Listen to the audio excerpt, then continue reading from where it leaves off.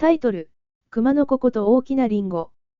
昔々、森の中にココという小さな熊がいました。ココはとても元気で、毎日遊ぶのが大好きでした。でも、一つだけ好きではないものがありました。それはリンゴです。リンゴは酸っぱいし、硬いし、全然美味しくないよ。とココはよく言いました。ココの友達、ウサギの耳はびっくりしました。ええ。リンゴはとっても美味しいよ。赤くて、甘くて、シャリッとしてるの。耳はリンゴを丸ごとかじってみせました。でもココは顔をしかめて、僕は嫌い。と言いました。ある日、森の中に大きな木が立ちました。その木には、ひときわ大きな赤いリンゴがなっていました。森のみんながそのリンゴを見に来ました。うわぁ。すごい。あんなに大きいリンゴ、初めて見た。みんながワクワクしている中で、ここだけはちょっと離れて見ていました。どうせ美味しくないんでしょ。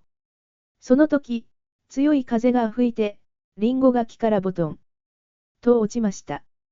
でも、そのリンゴは大きすぎて、コロコロコロ、と坂道を転がっていきました。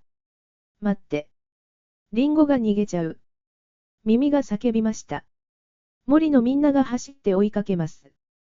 でも、リンゴはどんどん遠くへ転がっていきます。ここ。足が速いでしょ。お願い、リンゴを止めて。耳が言いました。ここはびっくりしました。でも、友達のためによし。と走り出しました。坂道を駆け下りて、リンゴを見つけて、ここは捕まえました。よいしょ、うわ。重いなあ。なんとかここはリンゴを止めて、森に持って帰りました。ありがとうここ。すごいよ。かっこよかった。みんながここを褒めました。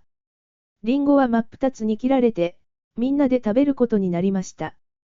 ここは少しだけ食べてみることにしました。甘い。おいしい。ここの目がキラキラ光りました。僕、リンゴってこんなにおいしいなんて知らなかった。でしょ。と耳がにっこり。その日から、ここは毎日リンゴを一口食べるようになりました。そしてこう言いました。好きじゃないと思っても、一回試してみるって大事なんだね。